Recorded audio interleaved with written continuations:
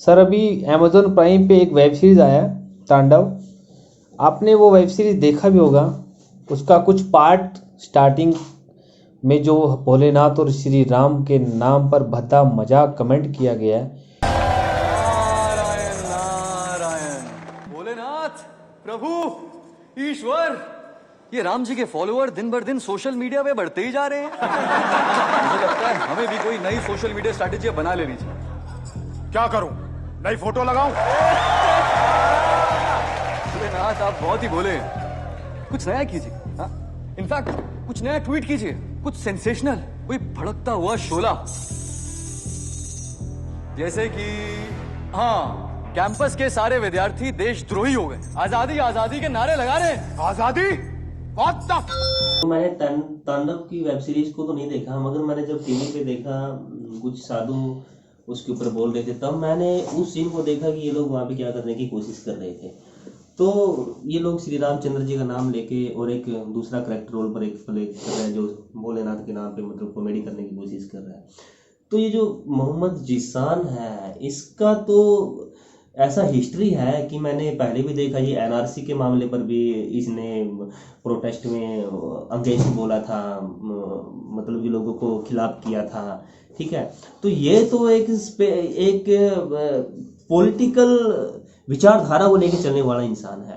मगर यहाँ पे प्रॉब्लम कहाँ पे आ जाती है, जब कोई प्रोड्यूसर है, कोई डायरेक्टर है, फिल्म बनाने की कोशिश कर रहा है और वो फिल्म में उसी करेक्टर को उस इंसान को देता है जो इंसान उसी तरीके की जिंदगी जीने की कोशिश कर रहा है। तो यहाँ पे तो उस विचारधारा के बारे में सोचना चाहिए, क्योंकि इतनी गंदी विचारधारा कि आपने पूरा पूरा प्रोपोगंडा एक चीज को गिराने की कोशिश करने के लिए जो जोड़ रखा है, वो लोगों के समझ में नहीं आ रहा था। जो अब तक जो लोग अब समझने की कोशिश कर रहे हैं और बार बार उसके ऊपर बोल रहे हैं और बार बार आप लोगों के ऊपर एक्शन भी लिए जा रहे हैं, उसके बावजूद भी आप नहीं हट रहे हो। और अमेजोन प्राइम को मैं बोलता हूं, ये अमेजोन प्राइम एक बड़ा पर्दा है। पहले आप स्टैंड अप कॉमेडी करते हो छोटे पर्दे पे, फिर कॉमेडी करते हो आप एक बड़े पर्दे पे। आप क्या करने की कोशिश कर रहे हो? आप क्या करने की कोशिश कर रहे हो? देखो, ये देश जो है आप जैसे लोगों को पहचान गया है, या तो आप ढंग से रह लो इस देश के अंदर, नहीं तो भैया आप लोगों के साथ ठीक होने वाला नहीं है। क्योंकि ये एक ऐसे धर्म के लोग यहाँ पे रहते हैं जो सीधी सादी और एकदम से आराम वाली जिंदगी जीने के ऊपर अपना विश्वास रखते हैं। मगर आप कुछ नहीं कर रहे हो, आप अपनों के भी नहीं हो। आप जो इस धार्मिक भावनाओं को अनबैलेंस करने की कोशिश कर रहे हो, आपको डूब के मर जाना चाहिए। क्योंकि ऐसी मानसिकता के लोगों को इस देश तो या किसी इस धरती पे रहने का हक नहीं है। क्योंकि धर्म लोगों की आस्थाओं के साथ जुड़ा है, भगवान के साथ जुड़ा है, जिनका नाम लेके लोग जीते हैं, और आप उनके ऊपर इस तरीके की कॉमेडी करते हो। आपको शर्म आनी चाहिए। आपने पहले क्या किया था, आप अब क्या करोगे? आप सुधरने वालों में से भी नहीं हो। मगर आप आगे जो कुछ भी करोगे तो आपको उसका जो रिजल्ट मिलेगा वो आपको बहुत भयंकर मिलने वाला है। पहली बात तो आप इतने गंदे आर्टिस्ट हो, आपको करेक्टर ही ऐसे मिलते हैं। हर जो भी डायरेक्टर है, प्रोड्यूसर है, आपको इसी तरीके के करेक्टर देता है, क्योंकि तुम एक नंबर के घटिया आर्टिस्ट हो। पहली बात तो ये है। मनु एंड तनु में भी एक नंबर का एक।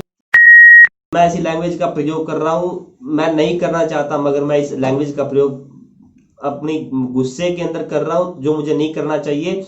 तो इसलिए क्योंकि ये लोग जो विचारधारा फैलाने की कोशिश कर रहे हैं, ये इनसे कुछ होने वाला नहीं है।